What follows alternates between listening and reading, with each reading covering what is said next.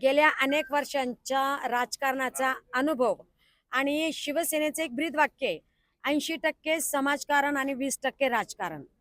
आता आपण प्रचारात आघाडी घेतली आहे, एक मोठा अनुभव आपल्या बरोबर आहे, काय सांगाल?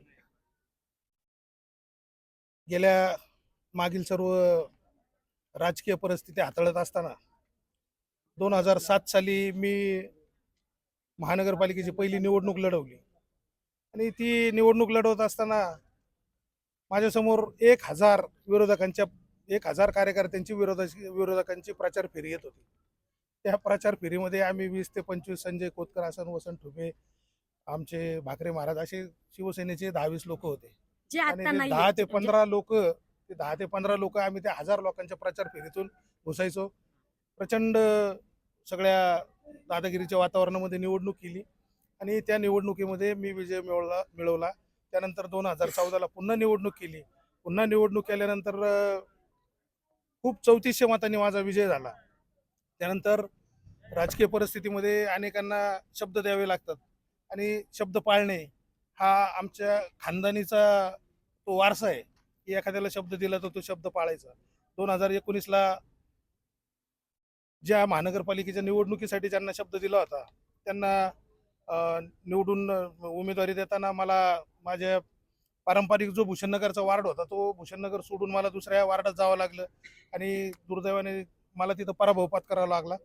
यावेळी सुद्धा निवडणूक लढवताना निवडणुकीचं जे सगळं ग्राउंड सगळं आपलं तयार असतं.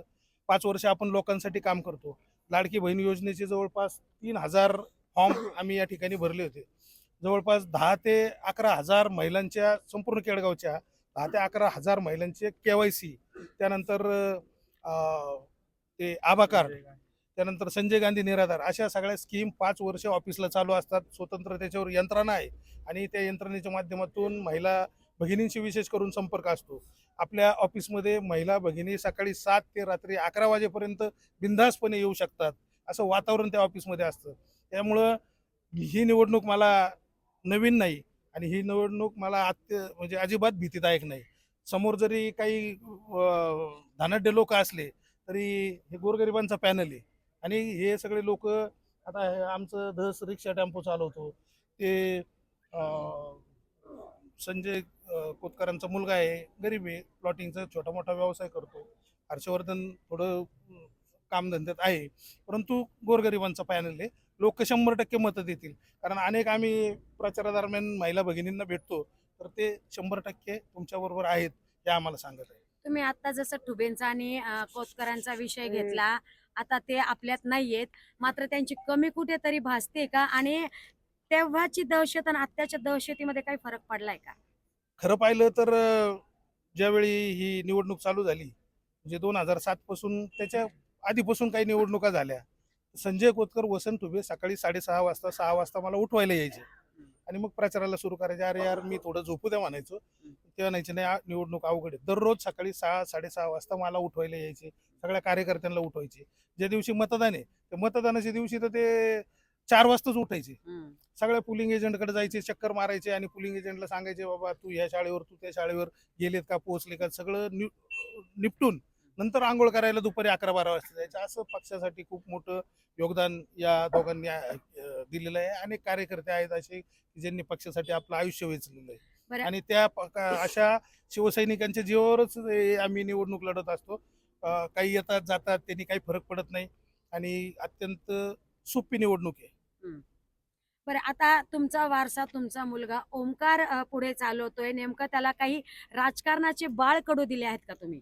आता खरं पाहिलं तर आमच्या घरात जे येणारा प्रत्येकाला चहा पाणी नाश्ता सकाळी चालू असतो आणि ते 5 वर्ष चालू असतो. येणाऱ्याला एक आदर त्या माध्यमातून मिळत असतो आणि एक आदरयुक्त वातावरण असल्यामुळं हे सगळं लहानपणापासून तो पण पाहत आलेला आहे. खरं पाहिलं तर तो पायलट होणार होता.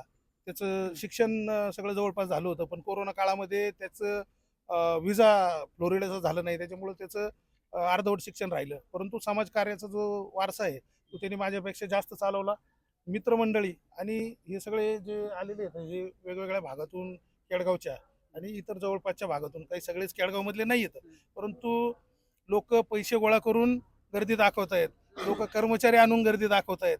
इथं हे सगळे मनाने आलेले आहेत. इथं एकालाही 1 रुपया देऊन कुणाला आणलेलं नाहीये. आणि महिलांच्या ज्या प्रचार फेऱ्या आहेत त्या फेऱ्यामध्ये सुद्धा जवळपास 100-200 महिला स्वतःहून येतात. कोणालाही कर्मचाऱ्यांना किंवा कोणाच्याही जीवावर राजकारण आम्ही करत नाही. आम्ही स्वतःच्या जीवावर राजकारण करतो. हे सर्व मित्र, परिवार, सहकारी, छोटे मोठे कार्यकर्ते येतात, परंतु यांच्या जीवावर हे राजकारण चालू आहे. 100% यश या महानगरपालिकेच्या निवडणुकीत मिळणार. महायुतीवरनं मोठा गोंधळ पाहायला मिळाला. प्रभाग क्रमांक 16च्या जागेवरनं कुठेतरी महायुती होऊ शकली नाही असं बोललं जाते. नेमकं काय सत्य आहे? खरं पाहिलं तर महायुतीच्या चर्चा अनेक महिनाभरापासून चालू होत्या. त्याच्या पहिले मी 2 महिन्यापासून आमचे जे वरिष्ठ पदाधिकारी त्यांना सांगत होतो की आपण आपली स्वतंत्र लढण्याची तयारी करू.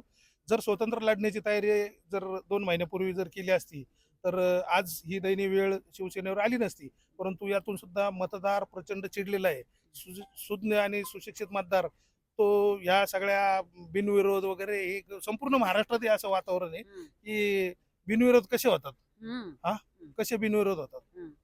त्याच्यामुळं संपूर्ण नगर शहरामध्ये सुद्धा शिवसेनेला अत्यंत पोषक वातावरण आहे आणि शिवसेनेच्या चांगल्या जास्तीत जास्त 1 नंबर मताने 1 नंबर जागा निवडून येते. बरं, आता प्रचार दौऱ्या दरम्यान तुम्हाला नागरिकांचा काय कौल पाहायला मिळतोय? आता तुम्हीच फिरताय, तुम्ही पण ग्राउंड रिपोर्ट घेताय, परिस्थिती तुम्हाला जास्त माहिती. बरं, आता एक शेवटचा प्रश्न. आगामी महापालिका निवडणुकीच्या पार्श्वभूमीवर प्रभाग क्रमांक 16तील नागरिकांना काय आवाहन कराल? केडगावातील नागरिक सुज्ञ आहेत. 2007 पासून मी 2019 पर्यंत ज्या भूषणनगरचं प्रतिनिधित्व केलं ते प्रतिनिधित्व करत असताना विकासाची विविध जे कामं केली ते आपण सगळेजण पाहत असतो. सावेडी नंतर जो विकसित भाग आहे तर त्याला लिंक रोड म्हणजे लिंक रोड सावेडी बरोबर कंपॅरिझन होत असते. या ठिकाणी भूषणनगर सगळे केडगावकर पाहत आहेत आणि इतर भाग जो त्यांचा आहे तो कम्पेअर करतायत आणि ते कम्पेअर करत असतानाच सांगतायत की आमच्यासाठी काय. त्यांच्यासाठी एकच शब्द देतो की संपूर्ण जो 16 नंबर वॉर्ड आहे या 16 नंबर वॉर्ड 5 वर्षात भूषणनगरच्या बरोबरीला नेण्याचा मानस मी केलेला आहे. हा जो महानगरपालिकेला महाराष्ट्रातल्या कुठलाही निधी द्यायचा असेल तर तो एकनाथ शिंदे नगरविकास मंत्री देत असतात आणि नगरविकास मंत्र्यांच्या माध्यमातून किमान 200 कोटी रुपयाचे कामं या प्रभाग 16 मध्ये 5 वर्षात होतील अशी ग्वाही मी केडगावकरांना देतो.